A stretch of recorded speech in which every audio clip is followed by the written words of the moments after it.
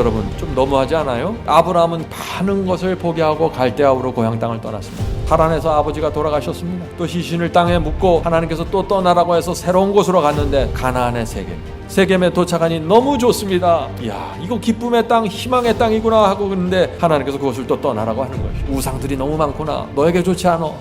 그래서 말씀에 순종해서 또다시 움직여 갔는데 거긴 축복이 있기커녕 뭐가 있어요? 기근이 있는 것입니다. 가족이 굶어 죽을 상황이에요. 성도 여러분, 아브라함의 마음이 어땠을까요? 하나님의 말씀을 쫓아가는데 주변에 일어나는 상황들을 보면은 아브라함은 절망할 수밖에 없는 것입니다. 그런데 이 아브라함은 여기까지 성공적인 생애를 사는 것입니다.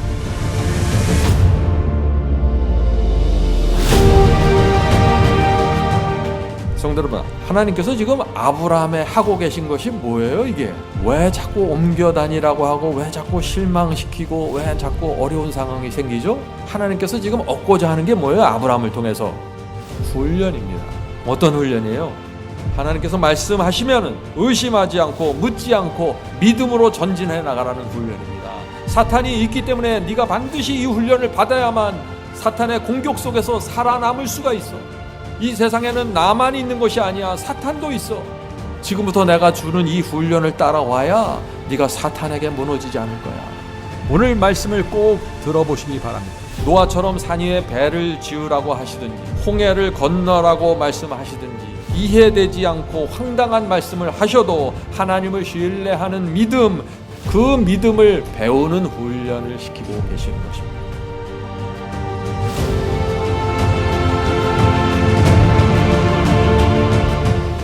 우리가 나누는 이 아브라함의 이야기를 통해서 천사들이 마음에 기쁨이 생기고 하나님께서 참 영광받게 되길 제가 간절히 바랍니다.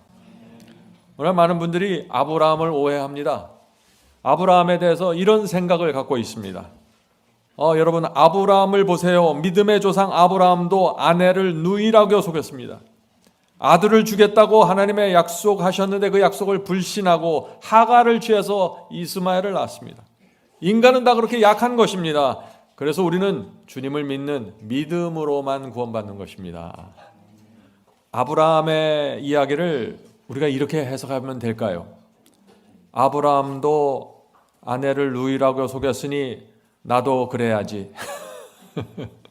아브라함도 하나님의 약속을 불신하고 하갈을 취했으니 나도 그런 엄청난 잘못을 해도 다 구원받겠지.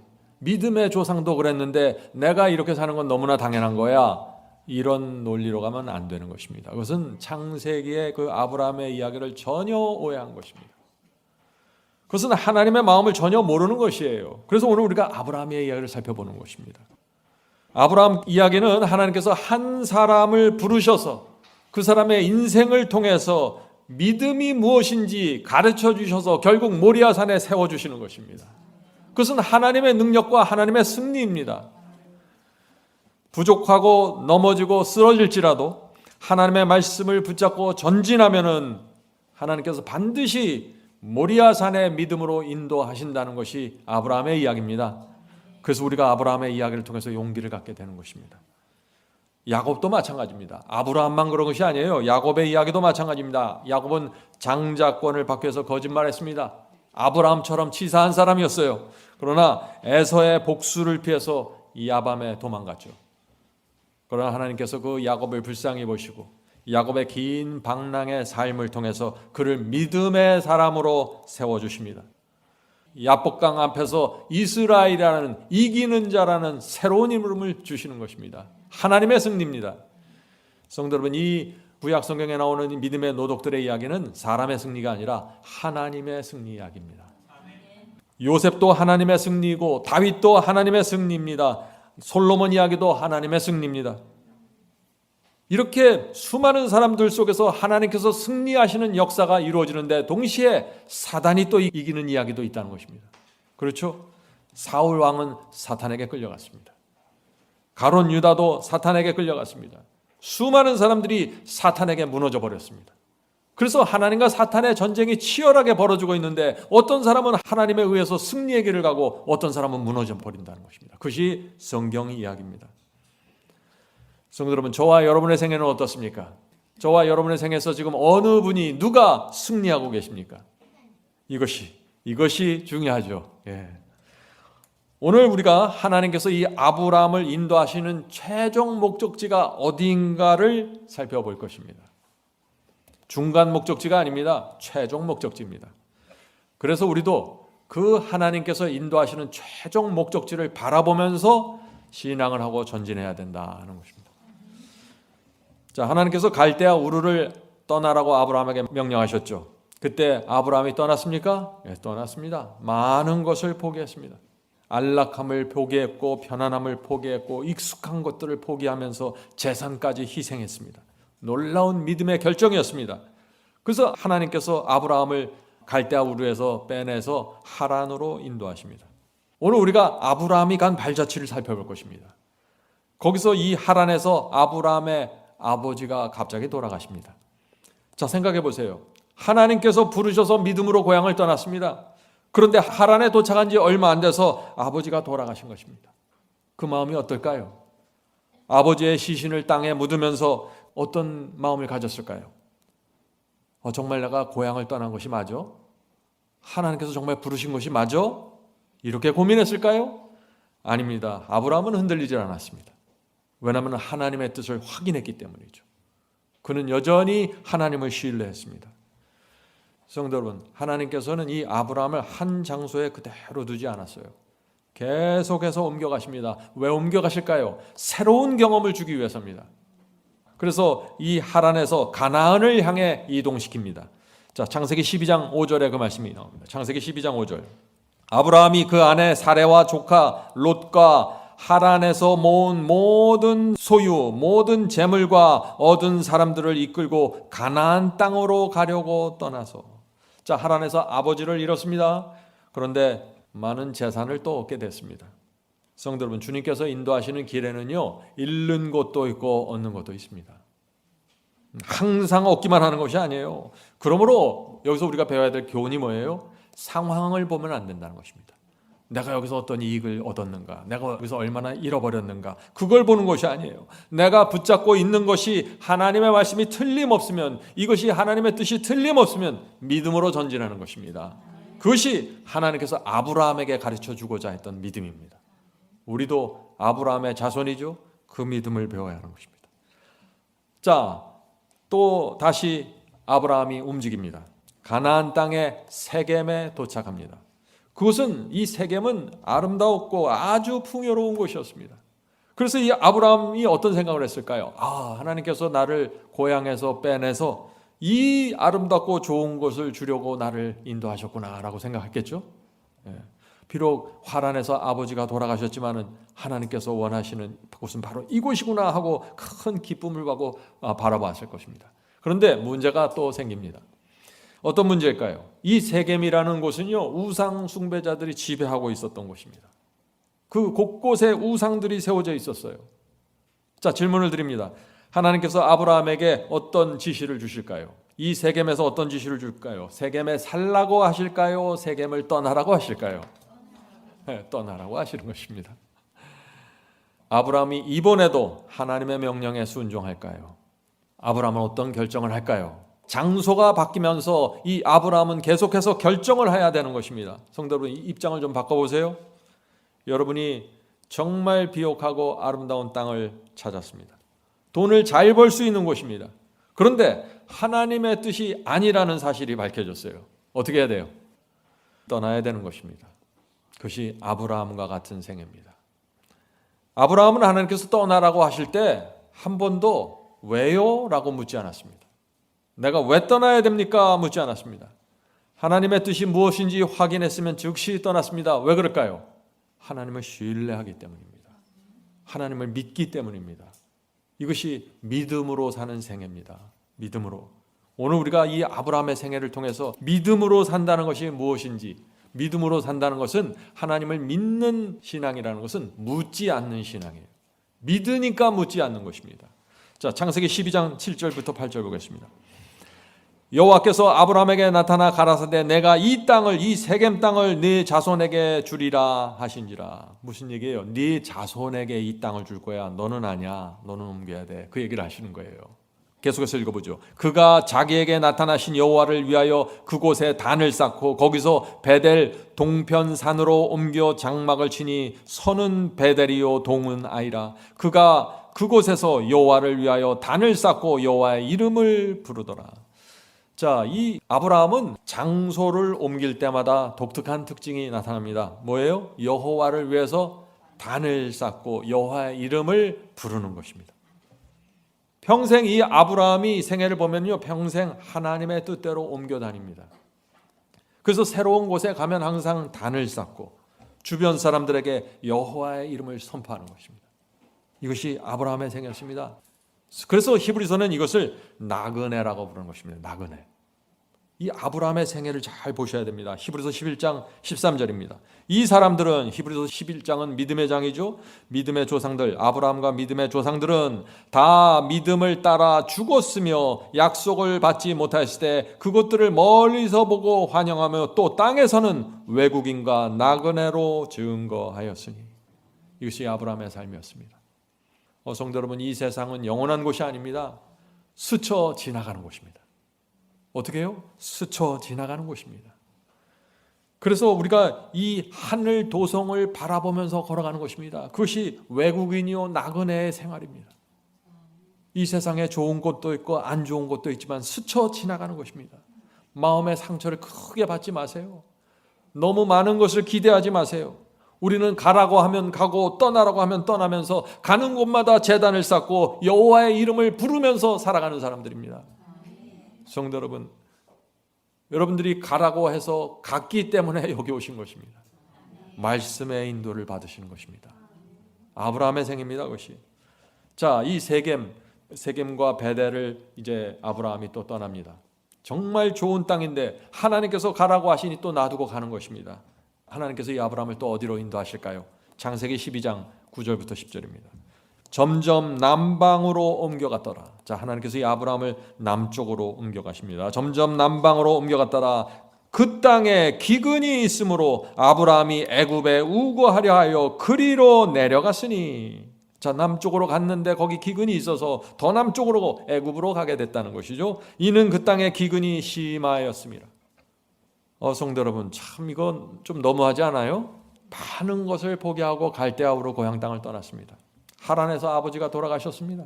또 시신을 땅에 묻고 하나님께서 또 떠나라고 해서 새로운 곳으로 갔는데 떠난 곳이 뭐예요? 가나안의 세겜입니다. 세겜에 도착하니 너무 좋습니다. 풍요롭습니다. 그런데 하나님께서 야, 이거 기쁨의 땅, 희망의 땅이구나 하고 그러는데 하나님께서 그것을 또 떠나라고 하는 것이에요. 우상들이 너무 많구나. 너에게 좋지 않아. 또 떠나라는 것이죠.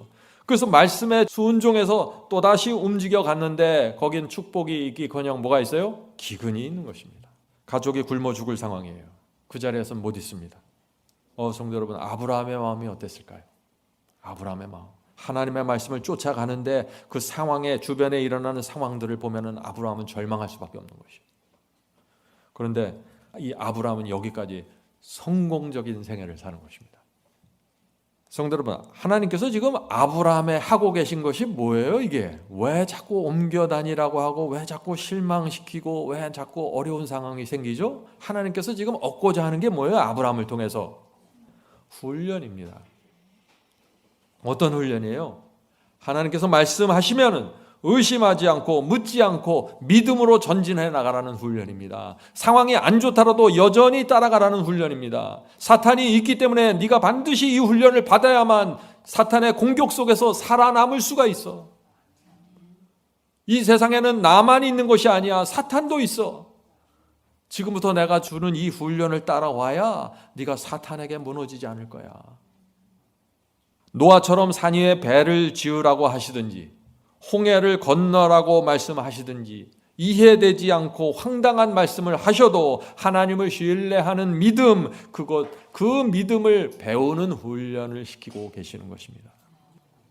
성도 여러분, 우리가 어떻게 해야 돼요? 하나님의 말씀을 내 짧은 소경과 머리로 판단하시면 큰 문제에 빠집니다. 이 말씀은 동의하지만 저 말씀에는 내가 동의하지 못하겠습니다. 이런 신앙으로 가면 하나님의 인도하심을 받지 못해요. 그냥 고향 땅 떠났다가 세겜에서 머물든지 하란에서 머물든지 그냥 중간지에서 그냥 머물고 거기다 뿌리 박고 끝나는 것입니다. 모리아산까지 가지 못한다는 것입니다. 성도 여러분, 우리는 아브라함의 자손이 되어야 됩니다. 그렇죠? 우리가 지난 시간에 배웠습니다. 우리는 아브라함의 자손입니다. 갈라디아 3장 29절 보겠습니다. 너희가 그리스도의 것이면 곧 아브라함의 자손이요 약속대로 유업을 이룰 자니라. 우리는 그리스도의 소유입니다. 우리는 그리스도 안에 거하는 사람들입니다. 주님을 믿는 사람들입니다. 아브라함의 자손이라는 것입니다. 그러면은 아브라함의 자손이면은 아브라함이 받은 훈련을 받으면서 아브라함의 믿음을 배워가야 되는 것입니다. 그것이 아브라함의 자손이 되는 길입니다. 자, 그래서 요한복음 8장에 예수께서 유명한 말씀을 하셨죠. 요한복음 8장 39절입니다. 예수께서 이르시되 너희가 아브라함의 자손이면 아브라함이 행한 일을 할 것이거늘. 분명하죠? 누구든지 아브라함의 자손이면 아브라함의 행한 일을 하라는 것입니다. 아브라함의 믿음으로 살아가라는 것입니다. 자, 그래서 마태복음 3장 9절부터 10절에 또 이런 말씀이 있는 것입니다. 예수님의 말씀입니다. 속으로 아브라함이 우리 조상이라고 생각하지 말라. 내가 너희에게 이르노니 하나님이 능히 이 돌들로도 아브라함의 자손이 되게 하시리라. 유대인들에게 하는 말씀이죠. 너희가 하나님께 마음을 바치고 순종하지 않으면서 아브라함의 자손이라고 주장하지 말라는 것입니다. 하나님의 능력이 임하면 이 돌들도 아브라함의 자손이 될 수 있어. 계속해서 읽어보죠. 이미 도끼가 나무 뿌리에 놓였으니 좋은 열매, 이 좋은 열매가 뭐예요? 아브라함의 자손이 되는 열매예요. 아브라함의 믿음을 갖는 그 열매, 그 좋은 열매를 맺지 아니하는 나무마다 찍혀 불에 던지우리라. 성도 여러분, 하나님께서 우리에게 기대하는 것이 무엇인지 정확하게 보셔야 돼요. 신앙을 할 때 목적지가 정확해야 됩니다. 그래야 혼돈하지 않는 거예요. 자, 아브라함의 얘기를 다시 보겠습니다. 아브라함이 이제 풍요로운 땅 세겜을 떠나 남쪽으로 내려간데 기근을 만났습니다. 그래서 기근을 피하기 위해서 어디를 갑니까? 애굽으로 갔습니다. 근데 애굽에서 또 기가 막힌 일이 생깁니다. 자, 그 말씀을 보죠. 창세기 12장 11절과 13절입니다. 그가 애굽에 가까이 이를 때 그 아내 사레더러 말하되 나 알기에 그대는 아리따운 여인이라 애굽 사람이 그대를 볼 때 이르기를 이는 그의 아내라 하고 나는 죽이고 그대는 살리리니. 무슨 얘기예요? 난 처음에 이 말씀을 읽고 부인을 칭찬하는구나 했더니 그게 아니잖아요. 예? 당신이 너무나 예뻐서 문제가 될 것 같아. 당신을 뺏으려고 나를 죽이려고 할 것 같아. 지금 그 얘기를 하는 거죠. 자, 원컨대 그대는 나의 누이라 하라. 예? 자, 미리 공모하자 하는 거죠. 그리하면 내가 그대로 인하여 안전하고 내 목숨이 그대로 인하여 보존하겠노라 하리니. 아브라함이 지금 뭘 얘기하는 거예요? 당신은 내 아내지만 애굽 사람들에게 당신을 누이라고 소개합시다. 그래야만 내가 살 수 있습니다.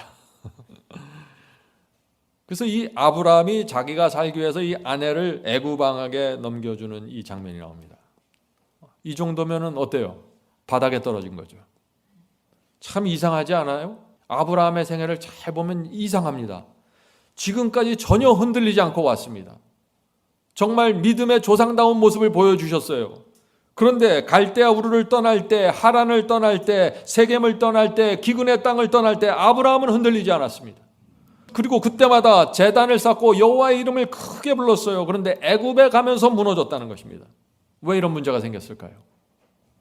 지금까지의 아브라함 모습과 너무나 다릅니다. 이유가 무엇입니까? 하는 질문을 던지는 것입니다. 일관성입니다. 아직 아브라함의 신앙에 확고한 일관성이 세워지지 않았습니다. 사실 실제 많은 분들에게 이런 문제가 있는 것입니다. 어떤 때는 놀라운 신앙으로 하나님을 찬양합니다. 그런데 다음 주에 만나보면 참담하게 무너져 있습니다. 아브라함의 이야기입니다. 신앙이 손바닥 뒤집듯이 뒤집히는 것입니다.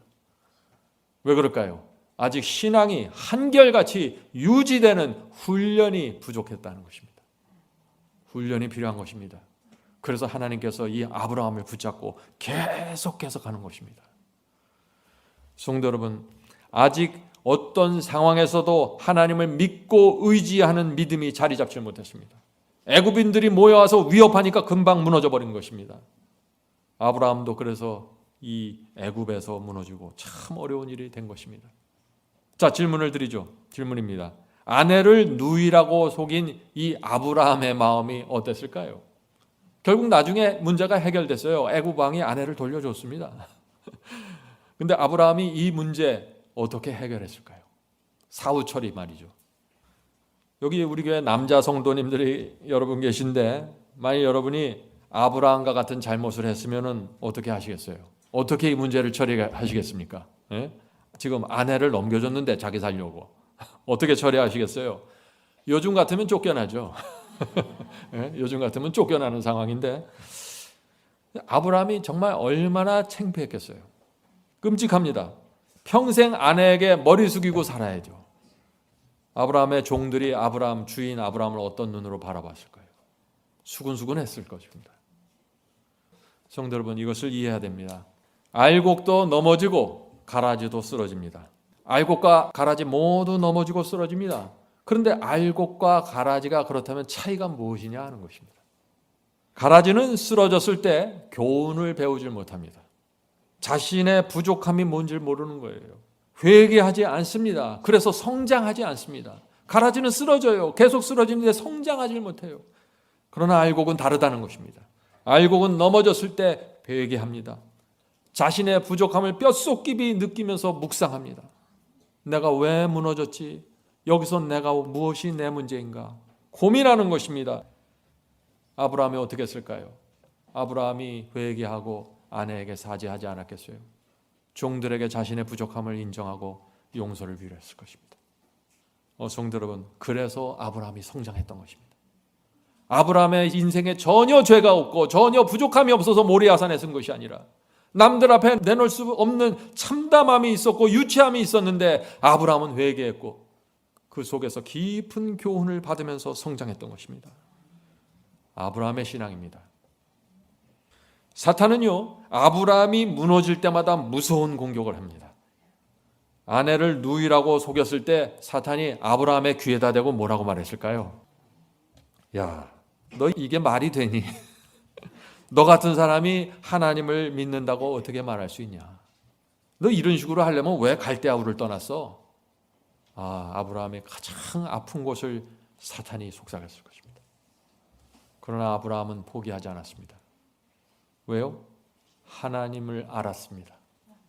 용서해 주시는 하나님, 그 하나님의 사랑과 자비를 바라보면서 다시 일어난 것입니다. 계속해서 하나님의 인도를 따라가기로 결정한 것입니다. 성도 여러분, 이것이 알곡입니다. 알곡, 하나님의 사랑과 자비를 보면서 주의 인도를 따라가는 것입니다. 그래서 이 하나님께서 이 아브라함을 데리고 모리아산까지 갈 수 있었던 것이에요. 하나님이 억지로 끌고 갈 수 없는 길입니다. 이 길은. 성도 여러분, 아브라함의 신앙이 어떻게 형성되었는지 잘 보세요. 내 삶에서 내 신앙에서 무엇이 빠져 있는지 잘 보시라는 얘기입니다. 그래야만 아브라함의 자손이 되는 것입니다. 그래야만 아브라함을 닮은 그리스도인이 될 수 있는 것이에요. 자, 아브라함이 이제 애굽에서 가나안으로 돌아왔습니다. 가나안의 삶은 평탄했을까요? 아닙니다. 또 문제가 생깁니다. 왜 문제가 생겨요? 하나님께서 훈련하는 과정이 안 끝나는 것입니다. 계속해서 이런저런 인생의 문제가 생기는 것입니다. 자, 무슨 문제예요? 롯의 종들과 아브라함의 종들이 싸웠습니다. 왜 싸웠습니까? 아브라함과 롯의 가축과 재산이 늘어나면서 종들이 서로 지역을 다투는 것입니다. 서로 좋은 지역에 가서, 풀이 많은 지역에 가서 양들을 먹이고 싶은 것이에요. 아브라함이 이번에 어떻게 반응했습니까? 하나님을 믿고 신뢰할까요? 아니면 인간의 욕심과 이기심에 휘둘러 또다시 무너질까요? 계속해서 이 전쟁이 펼쳐지는 것입니다. 애굽에서 무너졌던 아브라함은 이번에 놀라운 승리를 하죠. 여러분들 아실 것입니다. 창세기 13장 8절부터 9절.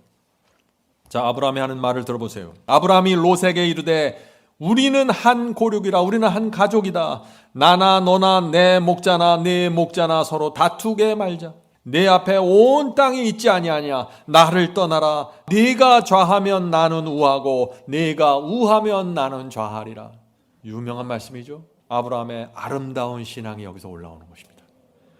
이 땅인가 저 땅인가 결정하는 것은요, 재산의 크기를 결정하는 거예요. 앞으로 그 땅은 땅값이 오를 땅이에요. 지금 내가 갈 땅은 땅값이 내려가는 땅이에요. 움직이지 않아요. 이 땅은. 이때 먼저 선택권을 주겠다는 얘기예요. 자, 질문을 드립니다. 네가 좌하면 나는 우하고 네가 우하면 나는 좌하리라 하는 이 아브라함의 이 말은 사탄에게 큰 타격을 주었습니다. 왜 그럴까요? 이 아브라함의 생애를 하나님과 사탄의 전쟁의 측면에서 지금 바라보고 있는 것입니다. 성경의 모든 이야기는 그렇게 바라보는 것입니다. 사탄이 아브라함이 어떤 땅을 선택하기를 원했을까요? 네, 좋은 땅, 소돔성 쪽의 땅을 취하기를 원하신 거죠. 아브라함을 소돔성 안으로 끌고 가서 거기서 완전히 무너뜨리기를 원한 것입니다. 그래서 종들 사이에 싸움을 붙여놓고 둘 중에 헤어지게 만들고 누구든지 소돔을 선택하도록 만든 것입니다. 그런데 기득권자는 누구예요? 아브라함이었습니다. 아브라함이 어른이었어요. 갈대아 우르를 떠나서 여기까지 온 것은 아브라함이 리더십을 행해서 온 것입니다. 그러니까 사탄의 머릿속에서는 다 자기가 들 줄 알고 아브라함이 틀림없이 소돔 쪽의 비옥한 땅을 선택할 거야. 이 전략을 세운 것이죠. 사탄의 그 계획이 성공하면 어떤 일이 생깁니까? 사탄의 이 계획이 성공하면 아브라함을 믿음의 조상으로 세우셔서 그 이후에 수천 년 동안 나오는 사람들에게 아브라함을 하나의 모본으로 세우고자 하는 하나님의 계획이 좌절되는 것입니다. 그것을 알았던 것입니다. 그런 상황에서, 바로 이런 상황에서 아브라함이 롯에게 놀라운 양보를 하는 것이죠. 우리는 가족이지 다투지 말자. 네가 좌하면 나는 우로 갈 것이고 네가 우하면 나는 좌할 것이야. 성도 여러분, 이런 일들이 우리 인생에 여러 번 옵니다. 인생에서 중요한 문제를 결정할 때 조심해야 됩니다. 사탄이 던진 미끼를 물면은 소돔성으로 끌려간다는 것입니다. 롯이 어떤 땅을 선택했어요? 롯이 노른자 땅을 선택했겠죠. 소돔성 쪽에 있는 땅입니다. 아름답고 비옥한 땅이에요. 소돔은 고급스러운 문화가 있었습니다. 땅값이 크게 오를 수 있는 곳이에요. 성도 여러분, 이런 인생길을 가다가 이런 탐나는 노른자가 나타났을 때 조심해야 된다는 것입니다. 하나님의 뜻을 바라보지 않고 생각 없이 덕섭 잡으면 무너진다는 것입니다. 자, 이 롯의 문제를 들여다보면요, 여기 아내의 문제가 깊이 연결되어 있죠. 기억하시죠, 여러분? 예수께서 뭐라고 하셨어요? 롯의 처를 기억하라. 롯의 처는 세속적이었습니다. 욕심이 많았어요. 소돔의 문화와 삶을 동경했습니다. 그래서 롯의 처는 아브라함이 먼저 땅을 선택하라고 하자 기다리지 않고 남편 옆구리를 찌른 것이죠. 빨리 선택해요. 소돔이 최고입니다. 저쪽으로 가야 됩니다. 우리 교회는 이 롯의 처 같은 자매님들 안 계시겠죠? 안 계셔야 됩니다.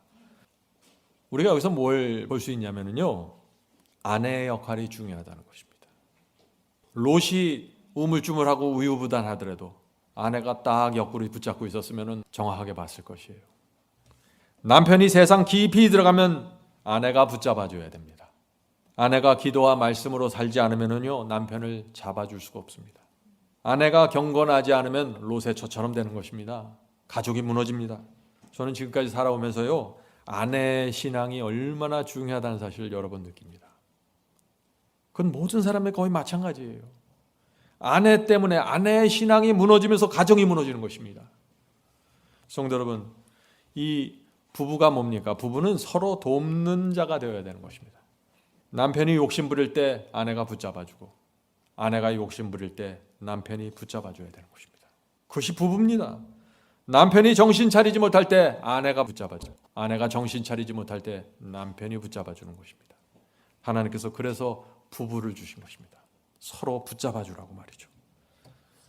성도 여러분, 우리의 이 가정이 중요합니다. 여러분들이 가정에서 정말 아내로서 남편으로서 이 영적인 위치를 잘 잡고 있어야 됩니다. 그래야 하나님께서 여러분의 가정을 보호해 주실 수 있는 것입니다. 자, 질문 드립니다. 롯의 가정이 처음부터 소돔성에 들어가서 살았습니까? 하는 질문입니다. 롯의 가족은 어떻게 무너지게 되었나요? 창세기 13장 2절입니다. 아브라함은 가나안 땅에 거하였고 롯은 평지 성읍들에 머무르며, 처음에는 평지에 머물렀어요. 그 장막을 옮겨 소돔까지 이르렀더라. 이해되시죠? 이 장면이 처음부터 소돔성 안으로 곧바로 들어간 것이 아닙니다. 점차적으로 서서히 소돔성 안으로 들어가게 된 것입니다. 처음에는 이 롯이 소돔의 문화와 세속을 크게 경계했을 것입니다. 내가 좋은 땅은 차지하지만 소돔성 안에는 안 들어갈 거야, 이렇게 생각했을 것이에요. 그리스도인이라면 당연히 그런 생각을 갖겠죠. 그러나 살다 보니 어떻게 돼요? 살다 보니 눈이 달라지기 시작하는 것입니다. 점점 더 소돔이 매력적으로 보이게 되는 것입니다. 어떻게 돼요? 결국 그래서 소돔성 안으로 들어가는 것입니다. 그때부터 소돔성 안으로 들어가고 나서부터는 이 롯이 가족을 보호하기 위해서 해줄 수 있는 것이 별로 없었어요. 왜냐하면 완전히 가족이 소돔의 쾌락과 세속과 부패에 노출되어 버렸기 때문입니다. 세속적인 그 감화력이 있죠. 세속적인 감화력을 어떻게 저항할 수가 없었습니다. 가족들이 점점 악에 익숙해지는 것입니다. 자기가 악을 범하지 않더라도 악이 많은 곳에 살다 보니까 악에 익숙해져요. 죄를 봐도 죄로 보질 못하는 것입니다. 전에는 죄를 보면 깜짝 놀라고 경계심이 일어나는데 이제는 경계심이 안 일어나는 거예요. 자기가 죄를 범하지 않더라도 무너져 버리는 것입니다. 롯은 경건하게 살려고 발버둥 쳤지만 가족을 보호해낼 수 없었던 것입니다. 성도 여러분, 우리가 여기서 무엇을 배울까요? 로케이션입니다. 신앙에서 이 로케이션, 장소라는 단어죠. 장소가 중요합니다. 이 로케이션, 장소에서 롯의 가족과 아브라함의 가족의 운명이 갈라졌습니다. 그죠? 롯은 소돔의 로케이션을 가졌고 아브라함은 소돔의 반대쪽으로 가서 로케이션을, 장소를 정한 것입니다. 자, 많은 분들이 그래서 이런 고민을 합니다. 저에게 이런 질문을 많이 받습니다. 제가 다니는 교회는 영적이지 않습니다. 교인들이 말씀에 관심이 없고 설교에 정확한 진리를 선포하지 못합니다. 영적으로 마음이 통하는 친구가 제가 다니는 교회에 없습니다. 어떻게 해야 될까요? 무슨 문제예요 이게? 로케이션을 묻는 문제예요. 이런 분들에게 저는 로케이션을 옮기라고 제안합니다. 이 문제가 적극적으로 기도해야 될 문제입니다. 성도 여러분, 여러분이 어떤 일을 잘 하고 싶으면 어떻게 돼요? 먼저 가장 쉬운 것은 장소를 바꾸는 것입니다. 여러분이 투자를 잘 하고 싶어요? 그러면 로케이션을 여의도로 바꾸셔야 돼요. 여의도. 투자자들이 많이 모인 전문가들이 있는 곳으로. 또 돈을 잘 벌고 싶으세요? 부자와 성공한 사람들을 만나는 로케이션으로 가야 됩니다. 그것이 로케이션의 문제예요. 신앙을 잘 하고 싶으면 어떻게 해야 됩니까? 신앙에 집중하는 사람들, 신실한 사람들이 모여있는 로케이션을 찾아가셔야 돼요. 그 교회를 찾아가야 되는 것입니다. 다른 방법이 없어요. 제 경험으로 볼 때 저도 로케이션을 찾기 위해서 애를 썼던 사람입니다. 제 경험으로 볼 때 어디서 예배드리고 어떤 신앙 공동체에 속해 있고 어떤 사람과 영적인 교제를 나누는지가 그 사람의 신앙에 결정적인 영향을 주고 있습니다. 그것이 현실이에요. 자, 이제 다음 문제로 갑니다. 자, 질문 드립니다. 하나님께서 우리의 신앙이 어디까지 이르게 되길 원하실까요? 아브라함을 향해서 아브라함을 인도하시는 최종 목적지를 물어보는 것입니다. 하나님께서 우리를 훈련시키고 가르쳐서 최종적으로 데려가려고 하는 목표가 어떤 신앙입니까? 하는 질문입니다. 성도 여러분, 이 질문이 굉장히 중요하다고 그랬죠. 이 질문을 정확하게 답을 갖고 있어야만 내 신앙의 방향이 설정이 되어버리는 것입니다. 하나님의 목표는 항상 모리아산입니다. 모리아산의 믿음으로 가는 것입니다. 아브라함도 마찬가지였습니다. 아브라함은 100세에 이삭을 낳았죠. 이삭이 20살이 되었을 때 엄청난 말씀을 듣게 됩니다. 어떤 말씀이에요? 외아들 이삭을 모리아산에 가서 번제로 바쳐라. 이건 정말 감당할 수 없는 말씀이죠. 이건 인간의 생각으로는 말도 되지 않는 명령입니다. 그런데 이 명령을 주신 분이 누구예요? 하나님이시라는 것이에요. 하나님께서 아브라함에게 마지막 인을 치는 시험을 주셨는데 내 아들 자식을 번제 모리아산에 바쳐라. 모리아산까지 3일 길을 걸어간다 그러죠. 3일 길을 걸어갈 때 사탄이 어떻게 했을까요? 사탄이 가만히 있었을까요? 사탄에게 최고의 기회가 온 것입니다. 드디어 말도 안 되는 하나님의 명령이 내려진 것이에요. 사탄이 이렇게 속삭였을 것입니다. 이것은 말도 되지 않는다. 만일 내 자식을 불에 태워서 죽일 것인가 정말. 하나님께서 약속으로 주신 아들인데 죽이려고 명령하는 것이 정말 의로운가? 하나님은 의롭다고 하는데 정말 그런 분인가? 아브라함이 어떻게 했을까요? 아브라함 대답하지 않았습니다. 계속해서 침묵하면서 모리아산으로 갔습니다. 성도 여러분, 여러분이 어떤 하나님의 말씀에 순종하려고 하는데 사탄이 자꾸 귀에다가 다른 말을 넣어주면 침묵하세요. 하나님을 믿고 신뢰하고 하나님께서 가라고 하신 그 길을 가는 것입니다. 이것이 승리의 비결입니다. 자, 산을 이제 모리아산에 도착해서 올라가는데 이제는 이삭이 정말 괴로운 질문을 던집니다. 이 질문이 아브라함에게 큰 시험이 되었을 것입니다. 그 질문이 뭐예요? 창세기 22장 7절입니다. 이삭이 가로되 불과 나무는 있거니와 번제할 어린 양은 어디 있나이까? 참 이삭이 어떻게 해요? 아버지를 바라보면서 그 초롱초롱한 그 해맑은 눈으로 아버지 우리가 불과 나무는 있는데 번제를 드리려면 양이 있어야 되는데 양이 어디 있습니까? 최고의 위기가 온 것입니다. 아브라함이 어떻게 대답했을까요? 놀라운 대답을 하는 것입니다.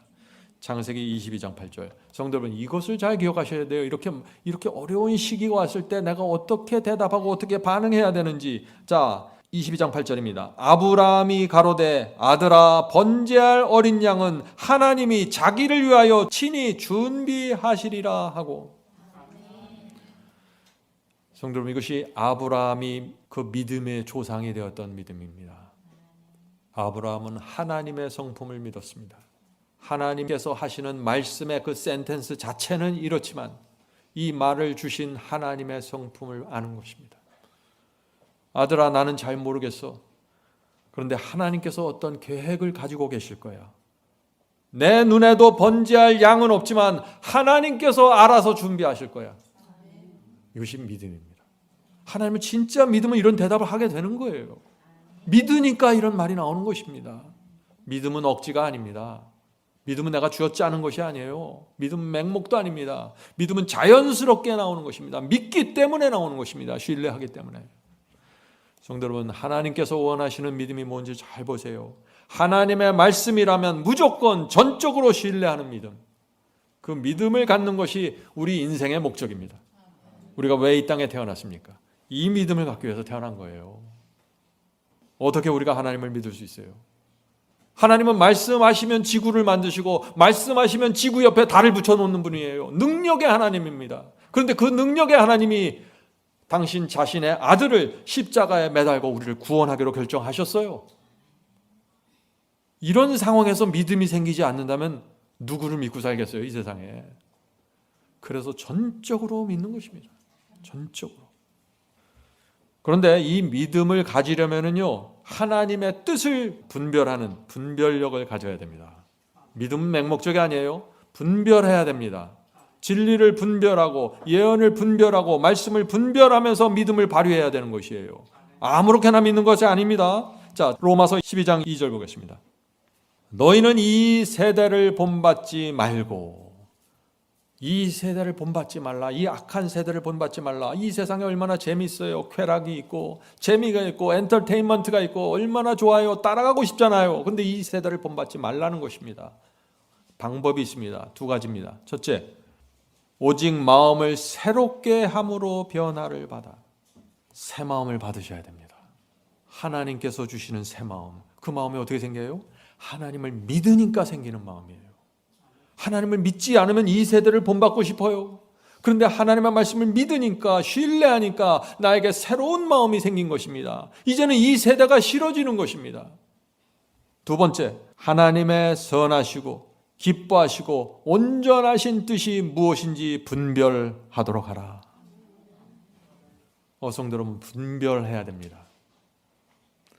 아브라함이 갈대아 우르와 하란과 세겜에서 하나님께서 말씀하셨을 때 하나님의 뜻을 분별하고 움직였습니다.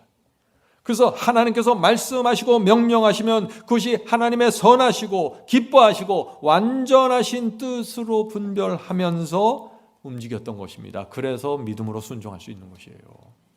하나님께서 말씀하셨는데 이것이 선하지 않고 이것이 기쁜 것이 아니라 이것이 완전하지 않다고 내가 느끼면 어떻게 되겠어요? 못 따라가요.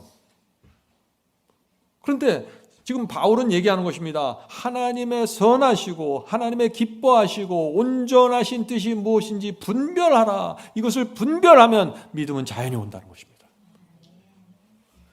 자, 그런데 아브라함이 잘 따라오다가 애굽 사람들이 사라에게 욕심을 내자 그때 아브라함이 하나님의 뜻을 분별했어요? 분별하지 못했다는 것이에요.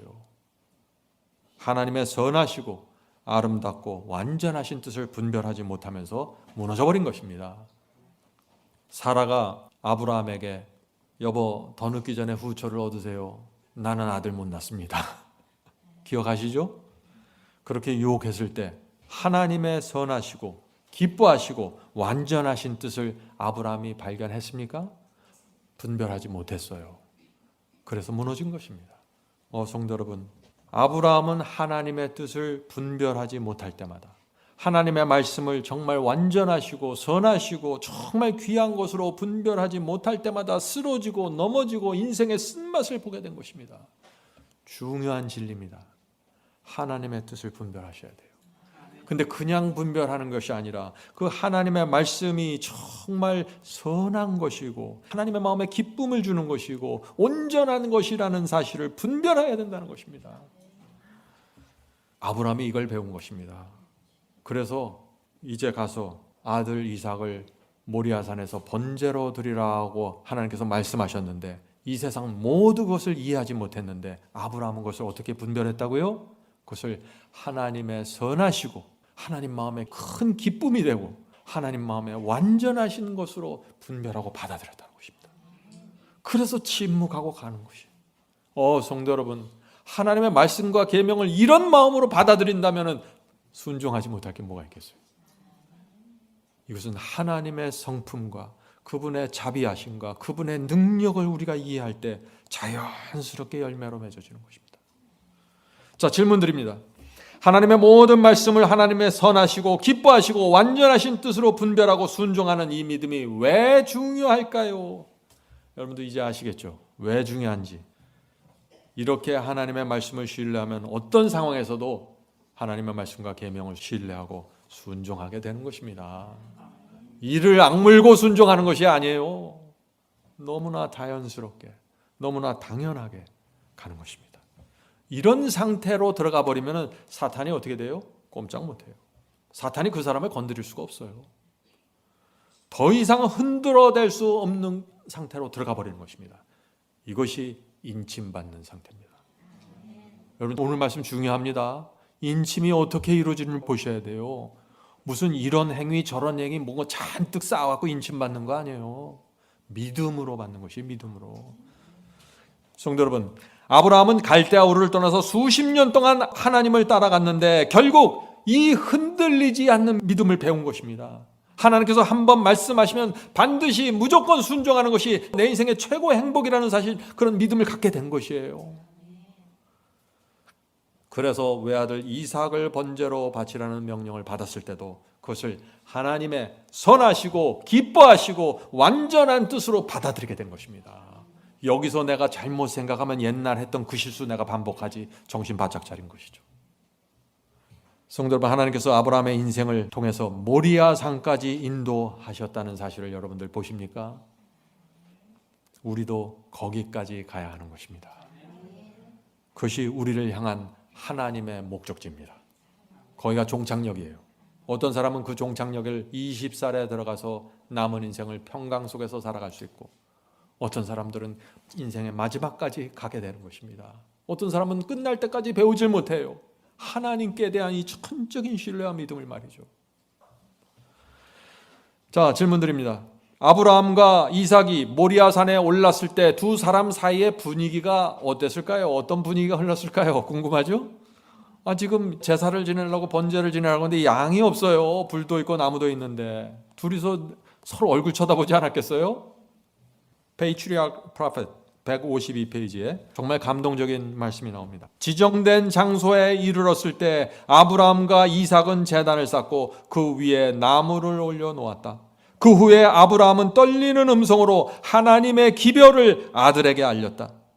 이삭은 그의 운명을 알고 두려워하고 놀랐으나 아무 저항을 하지 않았다. 만약 이삭이 번제단의 희생제물이 되기를 거절했더라면 자신의 운명을 피할 수 있었다. 집을 떠나 3일 동안 깊은 투쟁을 하면서 모리아산에 오른 이 늙은 아버지는, 아브라함 120세 된 아버지는 혈기왕성한 아들의 뜻을 꺾을 수는 없었다. 이삭이 못 받겠다고 아버지 팔 딱 잡으면 어떡하겠어요? 번제단 안 올라갈 수 있는 거예요. 꺾을 수는 없었을 것이다. 그러나 이삭은 유년 시절부터 즉시 신뢰하고 순종하도록 훈련되어 있었다. 이삭은 아브라함의 자손이라는 것입니다. 하나님의 뜻이 무엇인지 알면은 신속하게 순종하는 훈련, 이것입니다. 영어로 prompt obedience입니다. 신속한 순종입니다. 성도 여러분, 이것을 배우셔야 돼요. 우물쭈물하고 시간 질질 끌면서 이거 해야 됩니까 말아야 됩니까 하다가 무너지는 것입니다. 사탄의 마음속에 확 불신을 넣어주면서 말이죠. 하나님의 목적이 자신에게 알려졌을 때 이삭은 자원해서 순종하였다. 그는 아브라함의 믿음을 가진 사람이었으므로 자신의 생명을 하나님께 제물로 드리도록 부르심을 받은 것을 영광으로 생각하였다. 이것이 순교자의 믿음이에요. 순교자는 순교당하면서 영광으로 생각하면서 들어가는 것이에요. 순교자가 생명을 바치면서 나 이거 아까운데 꼭 납니까? 왜 납니까? 이러고 죽는 거 아니에요. 자신의 생명을 하나님께 제물로 드리도록 부르심을 받은 것을 영광으로 생각하였다. 이 우주를 만드신 하나님, 이 우주를 지배하는 하나님께서 제가 필요하시다고요? 저같이 부족한 사람을? 제가 이 몸뚱이라도 드리겠습니다. 이것이 이삭의 믿음입니다. 그는 아버지의 슬픔을 덜어드리려고 아버지를 헤아리는 거죠. 아버지의 슬픔을 덜어드리려고 애쓰며 늙은 아버지의 힘없는 손을 북돋아 자신을 제단에 붙들어 매는 줄을 매게 하였다. 놀랍지 않습니까? 성도 여러분, 하나님께 대한 믿음과 신뢰가 여기까지 올 수 있다고 지금 성경은 말하고 있는 것이에요. 하나님의 승리입니다. 그런데 생각해보면 당연한 믿음이에요. 제가 이 말씀을 준비하면서 가만히 생각해보니까 이거 사실 굉장히 어려운 것 같은데 또 한편으로 보면 당연해요. 하나님께서 우리 인생을 책임지시는 분입니다. 우리를 어떻게 해서든지 하늘 데려가려고 해서 자신의 아들까지 십자가에 매다셨습니다. 하나님은 엄청난 분이십니다. 그러나 하나님께서 그렇게 명령을 하시는데 아들을 모리아산에 번제로 드리라 할 때 하나님께서 얼마나 간절한 마음으로 그 말씀을 하셨을까요? 아브라함에게 일일이 다 말해줄 수 없어요. 사탄과 악령들이 지켜보고 있는 것입니다. 하나님께서 아브라함을 신뢰하고 주신 명령입니다. 이렇게 해다오. 우리가 하나님을 알면은요, 하나님께서 말씀하실 때 죽어도 좋고 살아도 좋습니다. 우리가 하나님을 알면은 망해도 좋고 흥해도 좋은 것입니다. 성도들은 염려하지 마세요. 하나님께서 한번 말씀하시면 분명한 것은 이것입니다. 한번 말씀하시면 그것은 반드시 선하시고 기뻐하시고 완전한 뜻이 포함되어 있다는 것입니다. 이것을 바라보고 분별하기 때문에 따라가는 것이에요. 그래서 이 믿음을 가진 사람들이 하나님께 나가 완전한 굴복을 드리고 완전한 평강으로 들어가게 되는 것입니다. 이것이 기독교 신앙의 신비입니다. 사람들이 이것을 놓쳐서 헤매는 것입니다. 순종은 그냥 억지 행위가 아니에요. 순종은 정말 원하는 것입니다. 하나님의 마음을 헤아리기 때문에요. 자, 계속해서 읽겠습니다. 그리고 이제는 이제 두 부자지간의 이야기죠. 그리고 이제는 마지막 사랑의 이야기를 나누며 마지막 눈물을 흘리고 마지막 포옹을 한다. 아버지는 그의 아들을 죽이려고 칼을 든다. 이때 갑자기 그의 팔이 정지된다. 하나님의 천사가 하늘에서 그를 부른다. 아브라함아, 아브라함아.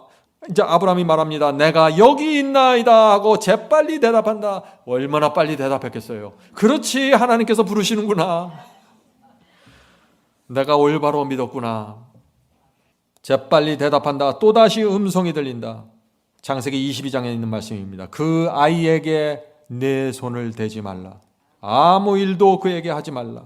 내가 내 아들 내 독자라도 내게 아끼지 아니하였으니 내가 이제야 내가 하나님을 경외하는 줄을 아노라. 하나님께서 아브라함을 여기까지 인도하실 때 45년이 걸렸다고 지난 시간에 말씀드렸죠.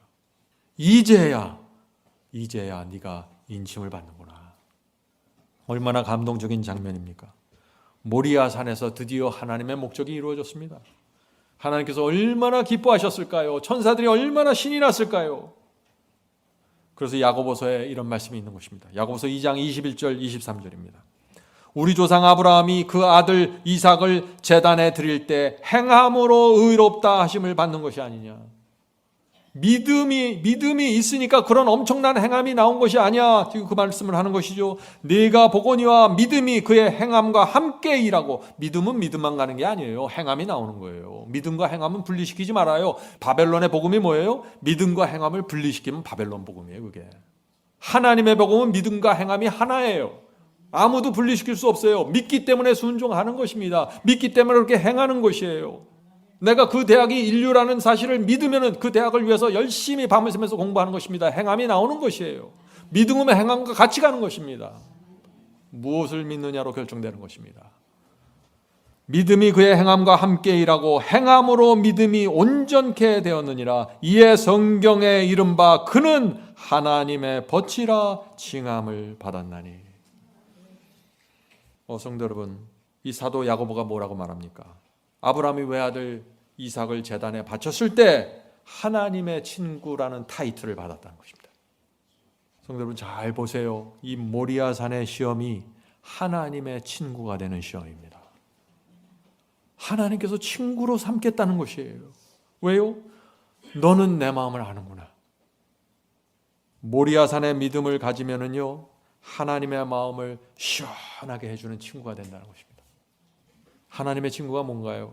하나님께서요, 어떤 사람에게 어떤 시련을 주시고 어떤 시험을 주실 때 참 고민을 많이 하실 것 같아요. 이거 잘못 어려움을 줬다간 삐져갖고 달아날 텐데 어느 정도까지 뜨거운 시험을 줘야 이게 믿음이 성장하고 붙잡고 나를 따라올까? 하나님의 친구는 그 고민을 안 한다는 것이에요. 하나님의 친구는 아들을 번제로 드려하면 드린다는 것입니다. 고민 없이. 전적인 신뢰입니다. 하나님께서 이 믿음을 원하시는 것입니다. 왜요? 하나님과 사탄의 전쟁 속에서 너희를 끝까지 보호할 수 있는 길이 이것이야 하고 지금 제시해 주는 것이에요.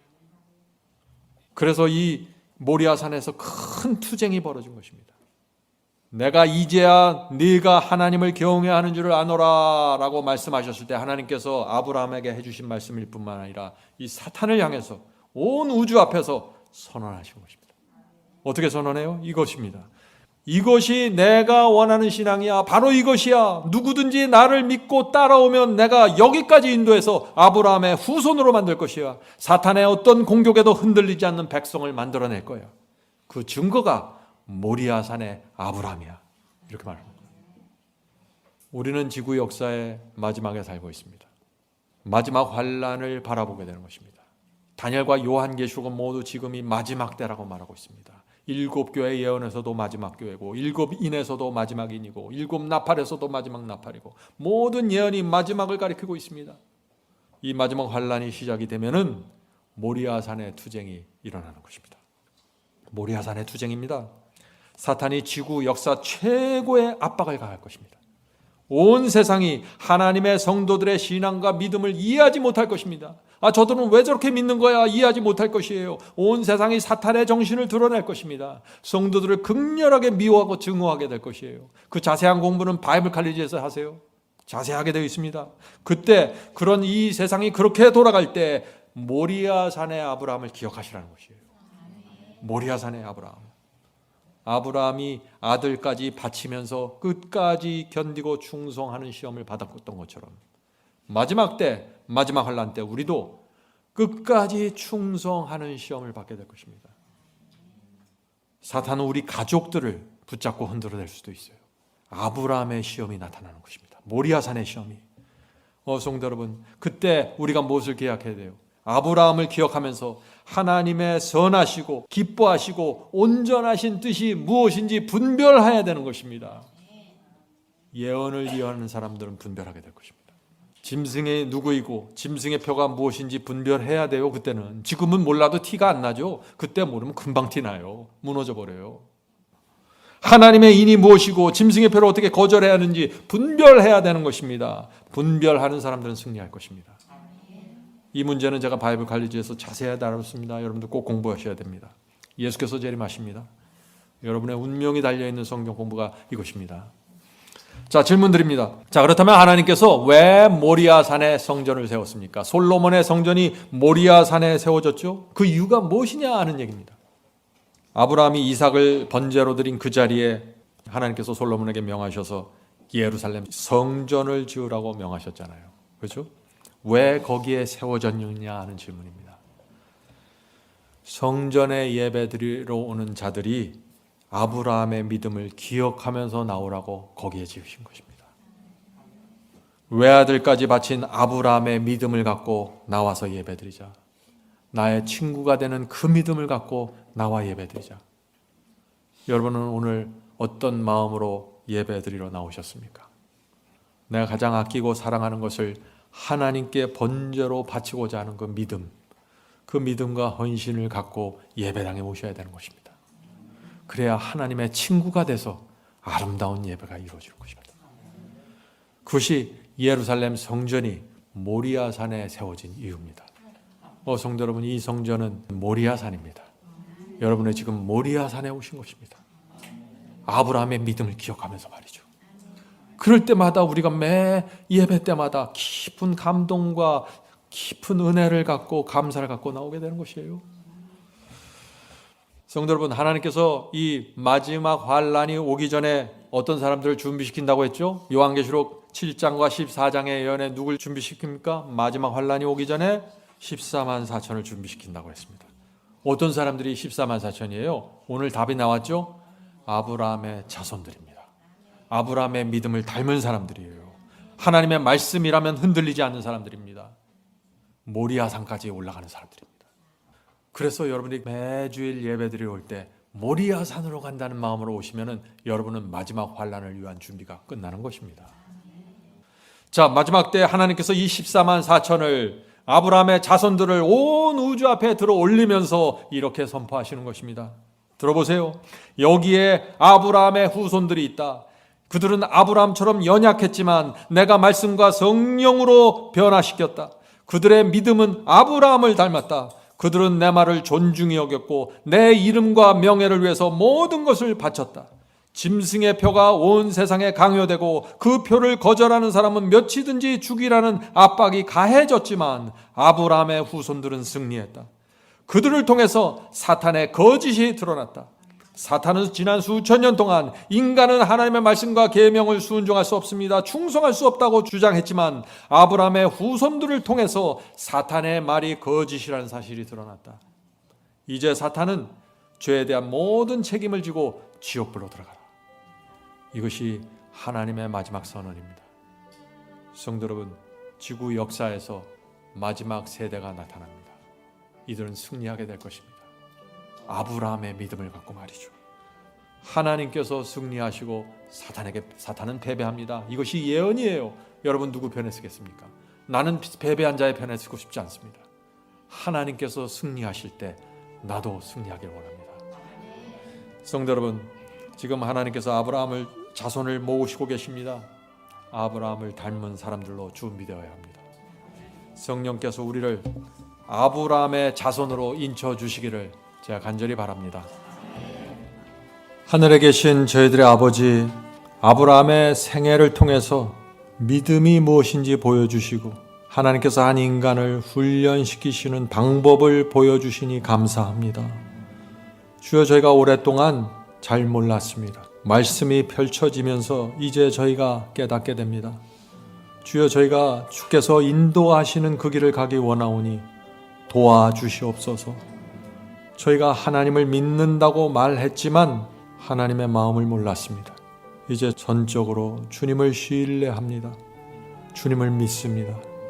주께서 말씀하시면은 내 뜻과 내 생각, 내 아이디어 내려놓고 주님을 따르겠습니다. 그 길이 저희 인생의 가장 큰 행복이고 가장 큰 보람이고 가장 큰 안전이라는 사실을 저희가 분별하게 되었습니다. 주여, 감사합니다. 주여, 오늘 함께 예배드리는 우리 교우들과 성도들에게 함께하여 주시고 도와주시옵소서. 그들의 연약한 점들을 붙잡아 주셔서 용기 잃지 않고 다시 일으켜 세워 주셔서 모리아산을 향해서 갈 수 있다는 확신을 그 마음에 새겨 주시옵소서. 지금 경제적으로 또 육신적으로 어려운 분들이 있습니다. 주여, 불쌍히 여겨주시고 치유하여 주시옵소서. 부족한 것을 공급해 주셔서 이 세상에서 하나님 손잡고 갈 수 있도록 지켜주시옵소서. 주여, 이 교회에 함께하여 주셔서 이 교회당에 아브라함의 자손들이 계속해서 나타날 수 있도록 축복해 주시옵소서. 예수님의 이름으로 간절히 기도드립니다. 아멘.